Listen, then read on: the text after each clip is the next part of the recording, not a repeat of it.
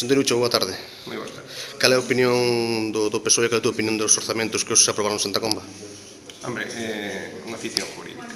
Eu non, máis alá da opinión que teñamos como partido, hai que circunscribirse ao documento de intervención. O informe de intervención di claramente de que é unha ficción, que nin se cumplen as expectativas de ingresos nin de gastos. É meramente un estado previsional, pero además que non se vai a realizar, materializar. Sorprendeuche que os orzamentos se debatiran en maio, cando se anunciaron xa en diciembre do ano 2008? A verdade é que non. Temos un alcalde inoperante e, polo tanto, isto é o previsible. Non é normal que nun sitio onde ten maiorías absolutas se debatan estas alturas os orzamentos. Ademais, o agravante de que se dá un conato de rebelión dentro do propio grupo de goberno.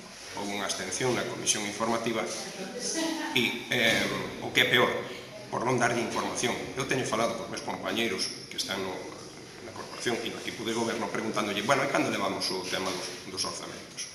E non tenen nin idea.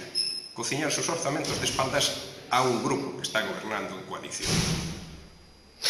Por lo tanto, advirtes de que aquí pesou mellor un pouco máis a idea do propio alcalde que do propio PP, que é mayoritario neste goberno?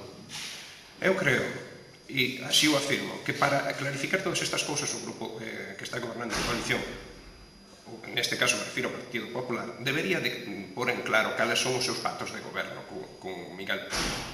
Porque eses pactos están instrumentalizados en algún tipo de documento, eso non me cabe dúbida. Eu conozco ben a Miguel Pérez e sei que lles fixo firmar un documento onde se instrumentalizou todo isto.